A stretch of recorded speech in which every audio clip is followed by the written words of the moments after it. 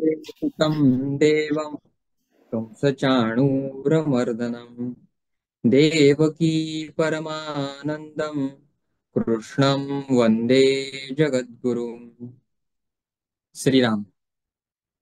यज्ञार्थात कर्मणोऽन्यत्र लोकोऽयं कर्मबन्धनः तदर्थं कर्म कौन्तेय मुक्तसंगः समाचर.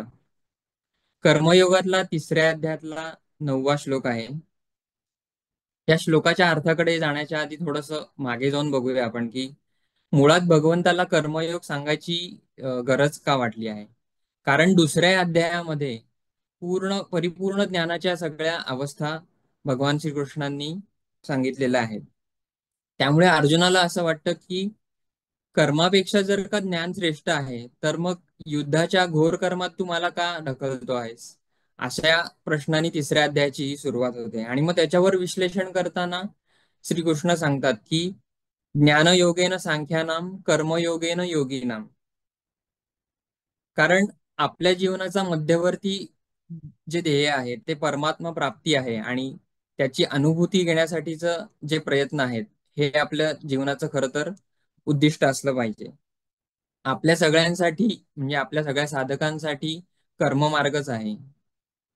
कारण कर्माशिवाय ज्ञान नाही म्हणून कर्ममार्ग. आणि मग भगवानांनी पुढे श्रीकृष्णांनी पुढे सगळ्या निरर्थक कर्मकांडांचं निषेध केलेला आहे आणि कर्मयोगाचा निषेध केलेला नाहीये. कारण मग पुढचे अख्खे 43 श्लोक आलेले आहेत या कर्मयोगाच्या अध्यायामध्ये. त्याच्याच पुढच्या प्रवाहात म्हणजे आधीच्या श्लोकात 8व्या श्लोकात भगवान सांगतात की शरीर यात्रा चालवण्यासाठी तुला नियत कर्म म्हणजे कर्तव्य कर्म किंवा तुला जे नेमून दिलेलं काम आहे ते तर तुला करायलाच लागेल. कारण कर्म न करण्यापेक्षा कर्म करणं कधीही चांगलं. आणि मग 9वा श्लोक येतो, याच्यात यज्ञ हा विभाग सुरू होतो. ह्याचा अर्थ बघूयात आपण की यज्ञार्थात कर्मणोन्यत्र लोकोयम कर्मबंधना म्हणजे यज्ञ भावनेने केलेल्या कर्माशिवाय इतर मनोभूमिकांमधून केलेल्या कर्मामुळे हा मनुष्य कर्मबंधनात पडतो.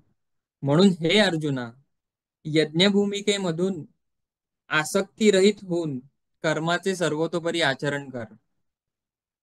आता पहिले कर्माला पर्याय नाही हे सांगितलं, त्याच्यानंतर कर्माशिवाय ज्ञान नाही हे सांगितलं. कारण कर्म करून चित्तशुद्धी केल्याशिवाय ज्ञान ग्रहण करण्यास पात्र होणार नाही हे सांगितलं. आणि मग नियत कर्म म्हणजे स्वधर्म कर्म करायलाच लागतील हे सांगितलं. मग 9व्या श्लोकात काय सांगितलं तर ही सगळी कर्म करताना आपली भूमिका कशी असायला पाहिजे आणि ती तशी नसली तर त्याचा परिणाम काय होतो हे या श्लोकात सांगितलं आहे. म्हणजे आपली सगळी कर्म ही यज्ञार्थ कर्म असायला पाहिजेत असं सांगितलं आहे. मग यज्ञ म्हणजे काय तर याचे 3 अर्थ आपल्याला स्वामींनी सांगितले आहेत की पहिलं म्हणजे देवपूजा, दुसरं संगतीकरण, तिसरं म्हणजे दान. देवपूजा म्हणजे काय की ईश्वर प्राप्तीसाठी केलेली उपासना. मग त्या उपासनेत भावनात्मक भाग आणि प्रक्रियात्मक भाग या हे दोन्ही आवश्यक आहे. त्याच्यानंतर संगतीकरण. संगतीकरण म्हणजे कुठलीही गोष्ट चांगली करण्याचा प्रयत्न करणे. जी गोष्ट ज्या एखाद्या पातळीवरून त्या उच्च पातळीवर नेणे आणि त्याचा सतत प्रयत्न करत राहणे हे म्हणजे संगतीकरणामध्ये सांगितलं आहे स्वामींनी.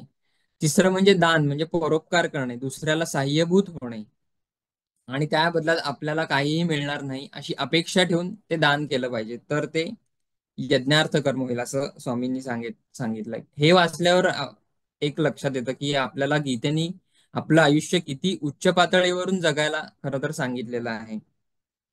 आणि आपल्या सगळ्यांच्या यज्ञ भावनेच्या जे काही संकल्पना आहेत त्याला इथे छेद दिलेला आहे भगवानांनी. त्यामुळे यज्ञच करू नका असं न म्हणता त्याच्यातला कामनिक भाग आणि कर्मकांडात्मक भाग काढून त्यालाच प्राधान्य न देता दैनंदिन कर्मामध्ये देखील ईश्वराचं अधिष्ठान ठेवून कर्म केल्यास ते यज्ञार्थ कर्म होतं हे भगवानांनी इथे स्पष्ट केलेलं आहे. त्यामुळे ईश्वर प्राप्तीसाठी कर्म करायचं म्हणजे काय मग सतत देवदेव करत बसायचं नाही असंही कुठे सांगितलेलं नाहीये. तू जे काही करतो आहेस, तुझ्या वाट्याला जे काही आलं आहे ते ईश्वर भावनेने म्हणजे ईश्वराचं स्मरण ठेवून कर, एवढं केलं तरी पुरेसं आहे.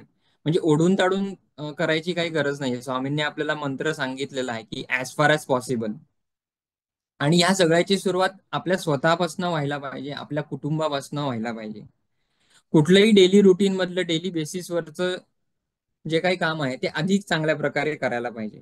म्हणजे संगतीकरण, मग अशी सांगितलं तसं. म्हणजे उदाहरणार्थ, दूध पातेल्यातनं कपामध्ये ओतताना ती साय न पडण्यासाठी जी धडपड असते ना, त्याच्यात पण म्हणजे मंदारदादाने एकदा सांगितलं होतं की स्वामींना ते चमच्यानी व्यवस्थित अगदी साय बाजूला करून आणि मग ते दूध ओतायचं.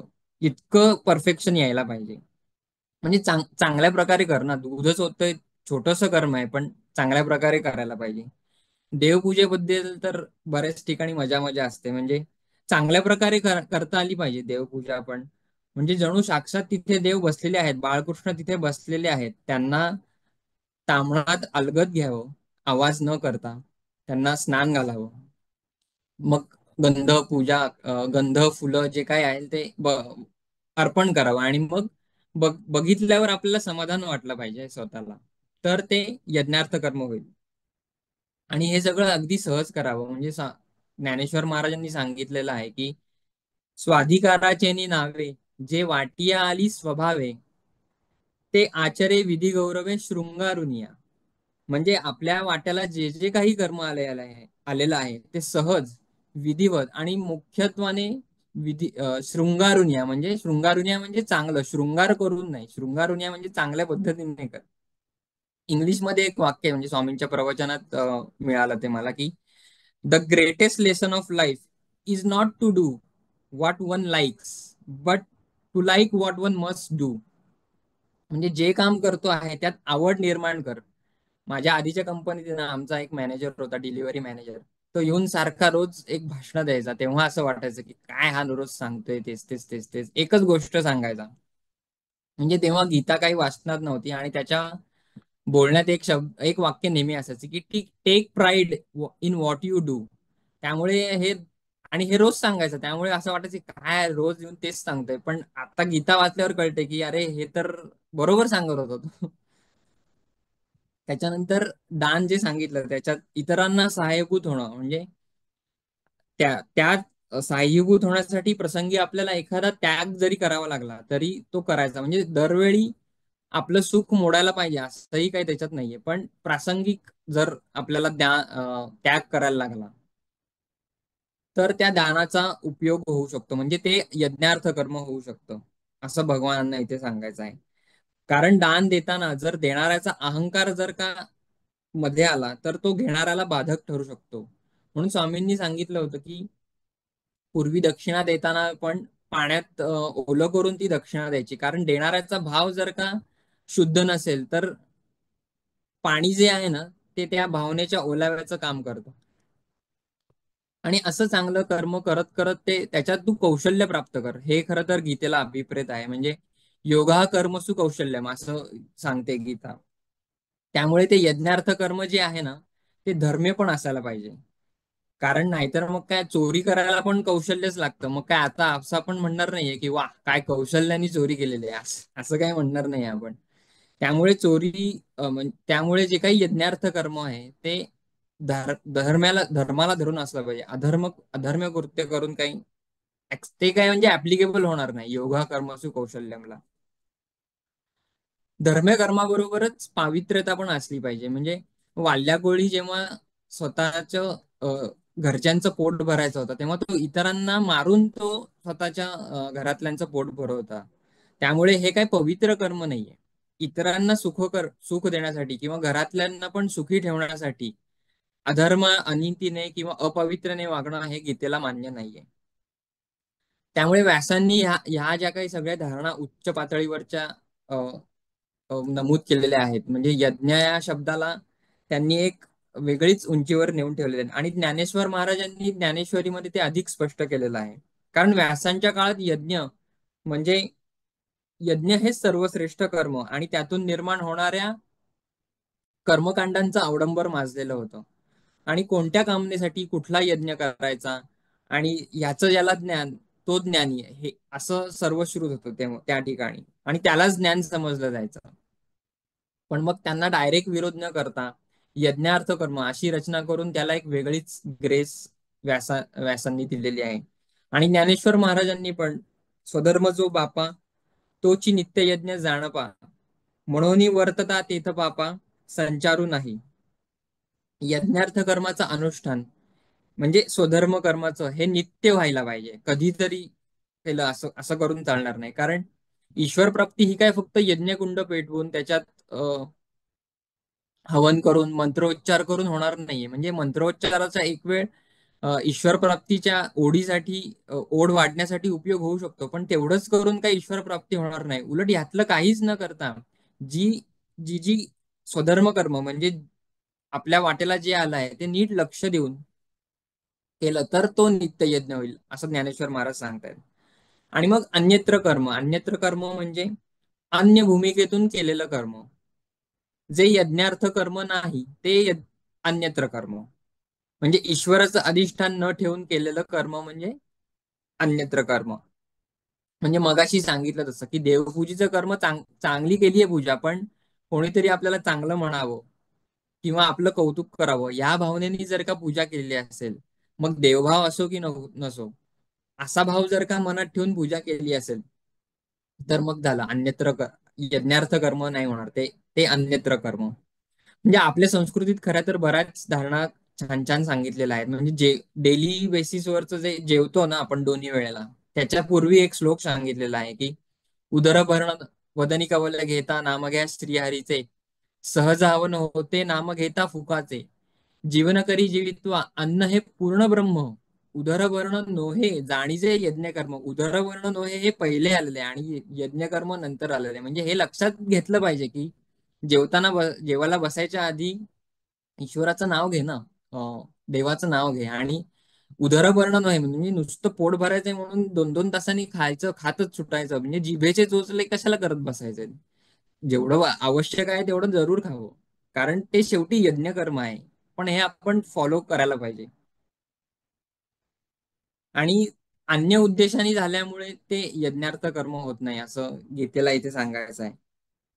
आपलं जे कार्यक्षेत्र आहे जिथे आपण काम करतोय तेच आपलं यज्ञ कर्माचं क्षेत्र आपण करून घेतलं पाहिजे. म्हणजे ऑफिसला एक जण एखादं म्हणजे कोणी जात असेल ऑफिसच्या ठिकाणी, तर तिथे आपण कसं नवीन प्रकारे काय करू शकतो किंवा आपले जे कलिग्स असतील त्यांना कसं हेल्पफुल होऊ शकतो, असा आपला खरं तर एकंदरीत अपिअरन्स असला पाहिजे. म्हणजे उगाच पाट्या टाकायच्या कामं करायची नाही.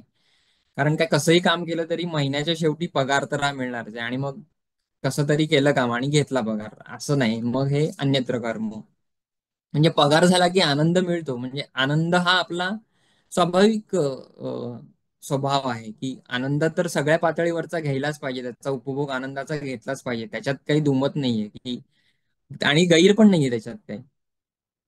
पण त्यालाही काही मर्यादा असली पाहिजे. म्हणजे निस्वार्थीपणाने काम व्हायला पाहिजे. कारण हे सगळं जर का सांभाळलं नाही ना तर मग जे कर्म घडतं त्याला ज्ञानेश्वर महाराजांनी कुकर्मी असं म्हटले आहे. म्हणजे हा निजधर्म जै सांडे आणि कुकर्मी रती घडे, त्याची बंधू पडे सांसारिक. त्यामुळे अपेक्षा ठेवून आसक्ती रहित होऊन केलेलं कुठलंही कर्म हे माणसाला बंधनात टाकतं. पुढचा जो चरण आहे की लोकोयम कर्म बंधन. आता बंध म्हणजे काय की कोणतंही कर्म केल्यानंतर त्याच्यातनं आपल्याला काय प्राप्त होणार आहे याचा विचार आपण सहजच करतो. त्यामुळे कर्मफळाबद्दल आपल्याला आसक्ती निर्माण होते आणि मग मी हे कर्म केलंय त्यामुळे मला हे मिळायलाच पाहिजे असं आपण ठरवून टाकतो, आपलं मन ठरवून टाकतं. आणि त्याच्यामुळे मग कर्तृत्वाचा अहंकार आणि त्याच्यातनं मिळणारं फळ याच्याशीच अंतःकरण बांधलं जातं. त्याला स्वामींनी बंध असं म्हटलेलं आहे. म्हणजे साधं उदाहरण घ्यायचं झालं की स्तोत्र म्हणताना त्याची जी काही फलश्रुती आहे त्याच्यावर जर का आपलं लक्ष जात असेल तर जो स्तोत्र म्हणायचा जो परिणाम आहे ना तो पण नल होऊन जातो. म्हणून पांडुरंग शास्त्री आठवलेंनी पण म्हटलं आहे की कर्म करायचं आहे की नाही याचं तुला स्वातंत्र्यच नाहीये, पण ते कर्म करताना बुद्धी आणि मनोभूमिका कशी आहे याचं मात्र स्वातंत्र्य तुला आहे. म्हणून मुक्त संग समाचर हे पुढच्या चरणात सांगितलं की आसक्ती रहित होऊन सर्वतोपरी कर्माचं सर्वतोपरी आचरण कर. समाचार म्हणजे काय की कुठलंही कर्म करताना ते सगळ्या बाजूंनी चांगलं केलं पाहिजे आणि ते सातत्याने करायला पाहिजे. तर त्याचं आचरण होईल आणि मग सातत्याने सगळ्या बाजूंनी केलेलं आचरण याला समाचर असं गीतेने सांगितलेलं आहे. उदंड कर्म करत राहावी असं काही गीतेला अभिप्रेत नसून ईश्वर प्राप्ती हा त्याचा मध्यवर्ती उद्देश असला पाहिजे आणि ते आसक्ती रहित होऊन अहंकार रहित होऊन केलं पाहिजे, तर त्यातनं तू मुक्त होशील असं गीता एकंदरीत सांगते या श्लोकातनं. मोठा श्लोक आहे, एका ह्याच्यात सगळं काही सांगता येणार नाही, पण एका दिवसात पण हे होणं शक्य आहे. रिपीटेडली या गोष्टी करायला पाहिजेत. आणि कसं करणार मग, की संतांच्या जीवनात डोकवलं की ह्याच्यातलं आपल्याला कळून येईल की सार काय आहे, की स्वामी स्वरूपानंदांच्याच संजीवनी गाथेमधला एक अभंग आहे. म्हणजे शेवट करण्याच्या आधी तो मी उद्धृत करतो. म्हणजे हा श्लोकाचा सगळा आशय त्या गाथेमध्ये त्या ओव्यांमध्ये आलेला आहे, की घडे जे स्वभावे कर्म ते आगवे, भावे समर्पावे हरिपायी, देता घर देता घेता करता भोगता नारायण, भाव परिपूर्ण असो द्यावा. तेणे शुभाशुभ कर्माचे बंधन, न लागता जाण मोक्ष लाभ. स्वामी म्हणे भक्तीपासी चारी मुक्ती, ऐसी ची प्रचिती आली मज. झालेला सगळा स्वाध्याय स्वामी स्वरूपानंद, स्वामी माधवानंद आणि कृष्णाच्या चरणी अर्पण करून संपवतो. हरिओम.